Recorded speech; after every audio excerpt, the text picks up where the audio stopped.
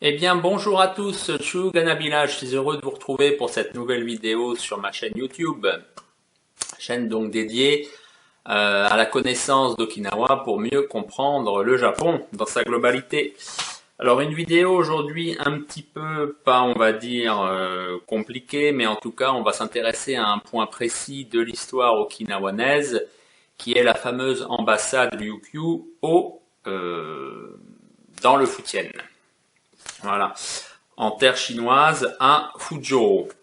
Alors certains en ont peut-être déjà entendu parler de cette institution, on va appeler ça comme ça. C'est pas vraiment en plus une ambassade au sens stricto sensu, c'était aussi un relais en fait, une sorte de d'institution où les officiels comme non officiels okinawanais qui débarquaient en Chine, faisaient une halte, puisque le caractère euh, dans la dénomination de cette institution, c'est le caractère du relais, qui est maintenant le caractère de la gare. Quand vous voyagez au Japon et que vous vous arrêtez par exemple à Shinjuku Eki, Eki c'est la gare, mais à l'origine ce caractère signifie le relais. Donc, déjà en chinois, cette institution se nomme Ruowen. Attendez, il ne faut pas que je me trompe. Mon chinois est pas fantastique. Rowen-i, voilà. Rowen-i, en japonais, ça donne Juen-eki. Et en langue du sud, donc en langue du Fujian, c'est tout simplement Lu Wong-ik. Alors, les origines en fait de cette institution remontent au XVe siècle, vu que à la fin du siècle précédent, donc vers 1370, officiellement Okinawa, donc les Ryukyu et la Chine entament des relations officielles, des relations diplomatiques, bon, des relations tributaires. En fait, Okinawa se soumettait à la Chine.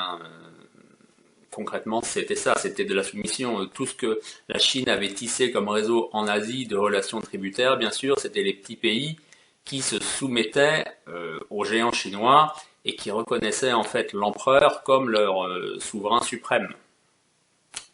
Donc, relations tributaires qui commencent vers 1372, juste avant 1368, c'est la dynastie des Ming qui commence.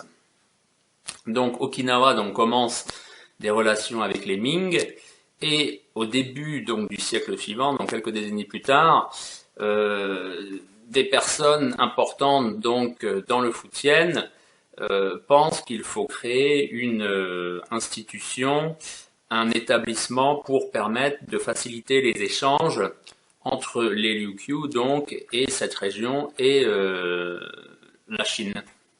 Alors, c'était pas justement à Fuzhou, ville dont vous avez peut-être entendu parler en vous intéressant au karaté, mais à une ville qui est pas trop loin et qui n'est pas réellement sur la mer, qui est la ville de Guangzhou. Mais quelques décennies plus tard, vers 1460-1470, eh bien forcément, la logique et le bon sens veulent que, vu que de toute façon cet établissement est dédié aux relations maritimes, vu qu'on venait des Ryukyu en Chine par la mer, bien tant qu'à faire, fallait être là où il y avait un port, donc c'est la ville de Fuzhou qui a été choisie pour établir donc ce Rowen-i. Alors, c'était là, donc on en est en 1472, construction de ce qui était aussi appelé familièrement, communément plutôt, en chinois, c'était le Luchukwang. Donc en japonais, c'est le Ryukyukan. C'est surtout sous cette dénomination que cette ambassade est désignée Ryukyukan. Donc en chinois, Luchukwang. Alors il y avait apparemment 3 pièces qui servaient un peu à la réception, plusieurs chambres, plus d'une dizaine de chambres, un petit sanctuaire où on révérait la déesse Mazu, plutôt Mazu, voilà, faut pas que je parle japonais. qu'est-ce qu'il y avait d'autre? Bien entendu, un poste de garde. Bref, c'était vraiment un complexe, mais construit, c'était les Chinois qui avaient payé pour la construction de ce relais. Alors, à l'origine, c'était le relais pour les officiels okinawanais quand ils venaient en Chine, c'est-à-dire en fait il fallait qu'ils remontent ensuite jusqu'à Pékin, donc c'était vraiment une halte, c'était le relais, façon de, au sens premier du terme, et avec le temps bien sûr, ce relais a aussi accueilli des marchands, et quand au fur et à mesure des étudiants venaient des Ryukyu en Chine pour se former à tout ce qui était les domaines, aussi bien l'agronomie que l'astronomie, bien sûr les classiques chinois divers, la poésie, la médecine. Ils venaient d'abord faire, on va dire, un stage de formation, s'acclimater à la culture chinoise, à ce fameux donc Lo Wen Yi. Qu'est-ce qu'il y a eu ensuite par la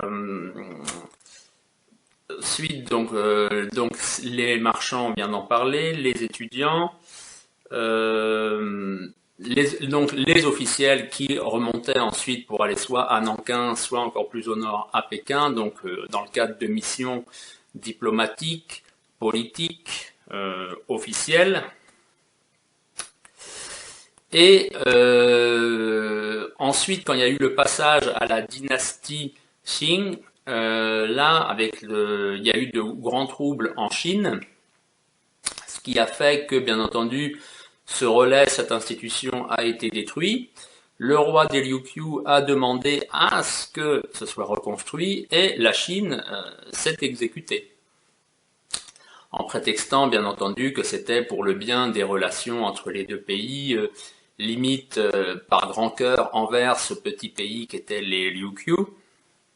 Mais encore une fois, c'était donc la Chine qui payait, car oui, bien entendu, pareil, quand il y avait donc cette ambassade, donc des Ryukyu qui venaient, donc qui faisaient halte dans le Fujian, donc à Fuzhou, avant de remonter à Pékin ou Nankin, mais c'était surtout Pékin. Eh bien tout était pris en charge pour eux, c'était comme ça, il y avait un cahier des charges, c'était prévu, ils étaient nourris, même le bois de chauffage, tout était payé rubis sur l'ongle par les Chinois. C'est vraiment une marque que la Chine considérait les Ryukyu de façon vraiment différente des autres États tributaires, car je pense pas par exemple que le Vietnam ou la Corée avaient le droit à un tel traitement de faveur, parce que bien sûr la Chine tirait amplement son épingle du jeu du commerce triangulaire qui était instauré avec les Ryukyu et donc tous les autres pays, à commencer par le Japon, qui prenaient part à ces échanges et à ces relations. Alors,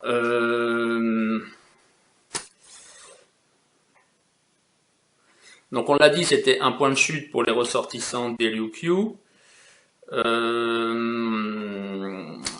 Ça a duré, donc ça a été reconstruit fin milieu XVIIe siècle, fin XVIIe siècle. Ça a été agrandi parce que les relations étaient de plus en plus, on va dire, importantes. Il y avait de plus en plus de gens des Ryukyu qui venaient en Chine, il fallait pouvoir les loger, littéralement.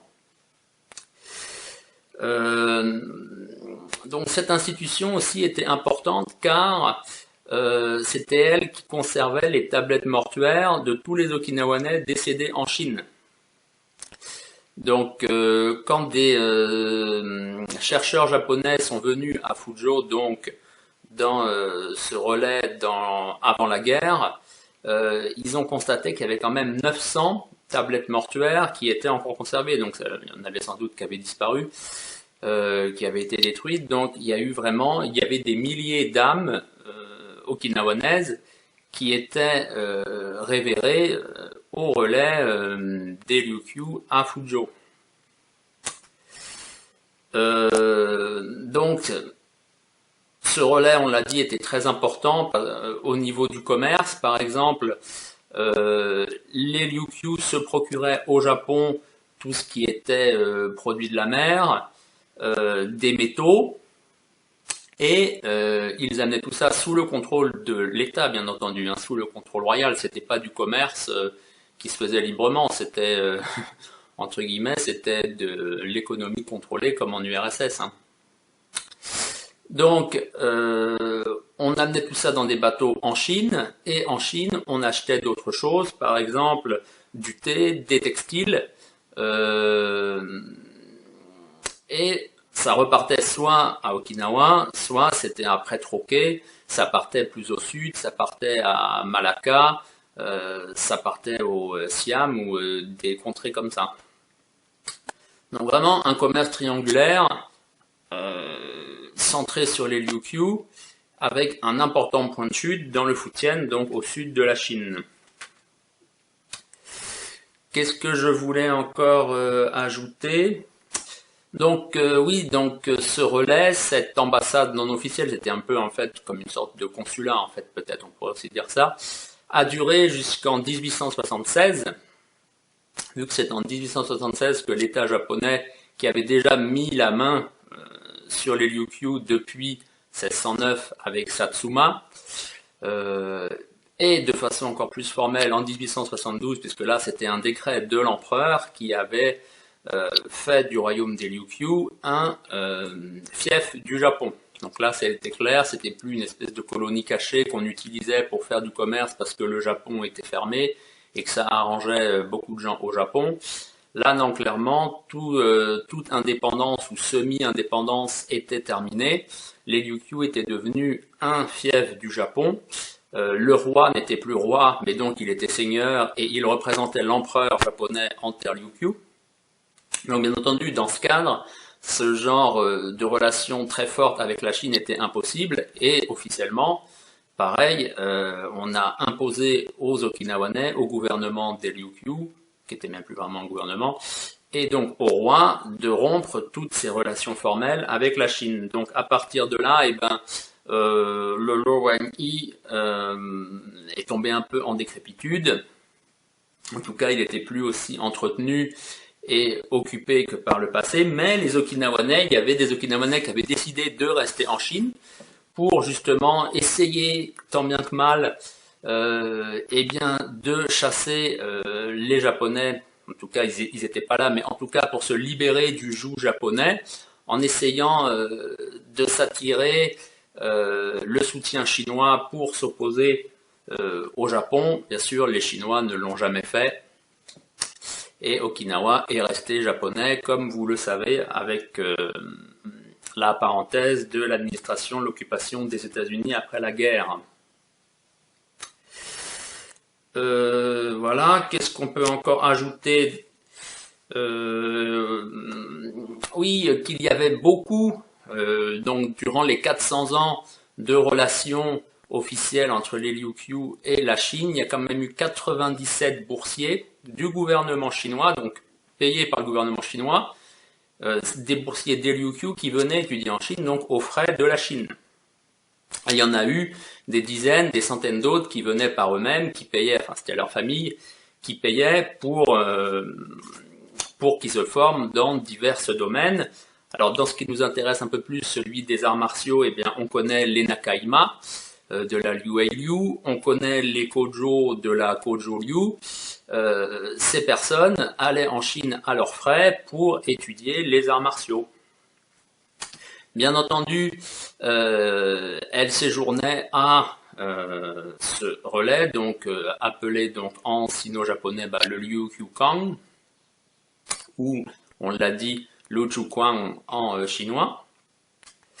Il y avait bien entendu aussi Matsumura. Quand Matsumura Sokon débarquait avec la mission Ryukyu pour aller saluer entre guillemets l'empereur, enfin surtout se soumettre à lui, eh bien Matsumura a bien entendu passé plusieurs nuits dans cette institution. Il y avait aussi des Okinawanais qui ont, justement c'est les fameux Kojo, qui ont ouvert une salle d'arts martiaux attenante à ce relais, avec notamment, c'est leur petit nom, donc japono-okinawanais, Issei et Daitei. Donc Kojo, Issei et Daitei. En chinois, ça doit donner que normalement c'est Yijing et Taizheng, quelque chose comme ça. Mon chinois est pas parfait, vous m'excuserez, surtout que j'ai un peu l'influence du sud. On connaît aussi Uechi Kambun qui était venu avec son ami Matsuda, qui était donc parti de Nara, qui avait débarqué à Fuzhou, et le premier endroit où il est allé pour se débriefer, pour savoir qu'est-ce qu'il allait faire, il est donc allé à notre fameux, en japono-okinawanais, Juin Eki. Voilà, qu'est-ce qu'on peut dire d'autre? Oui, donc bien sûr, il y a eu de nombreux autres okinawanais célèbres qui sont passés par cette institution. Par exemple, il y a le fameux Sai-on. Alors Sai-on, vous ne connaissez sans doute pas, c'était un homme d'État qui a été très important puisqu'il comptait parmi les 3 conseillers du roi. C'est lui qui a notamment imposé d'importantes réformes au niveau de la gestion des forêts au Ryukyu, chose qu'il a apprise en Chine. C'est lui aussi qui a ramené la patate douce qui a ensuite été imposée par le fameux Gima. Il y a un peintre célèbre qui s'appelle Joji Keng aussi, qui est connu avec son nom qui est Ishimine Peichin, donc le noble de rang intermédiaire d'Ishimine, qui est un peintre très important d'Okinawa, qui est aussi allé étudier en Chine, qui a séjourné donc dans ce relais avec des professeurs, des enseignants chinois qui venaient enseigner à ces Okinawanais désireux d'apprendre de nouvelles choses. Donc c'était aussi sans doute aux frais de la Chine. Voilà. Eh bien ça fait plus d'un quart d'heure que je parle, je pense que c'est déjà pas mal. Pour tout ce qui est un peu arts martiaux, les rapports Okinawa-Chine, il y a cette partie dans mon livre Karaté Kobudo à la source, où il est justement question, je vais tout simplement des écoles provenant du Fujian, comme ça c'est très clair, donc bien entendu, il y a le Pangawinung, il y a les arts martiaux, il y a la Kingai-ryu, et il y a aussi justement la Kojo-ryu. Voilà, il y a aussi une partie, un passage sur la Ryuei-ryu qui a été évoqué au début de cette vidéo. Et je vous recommande aussi, bien entendu, un clan d'Okinawa, les Tamanaha de Shuri. Il n'y a pas vraiment toutes ces histoires de relations avec la Chine, c'est vraiment la culture, la civilisation okinawanaise traitée de façon large. Donc livre disponible dans les bons libraires, sinon en ligne, sinon vous pouvez me contacter pour des exemplaires dédicacés.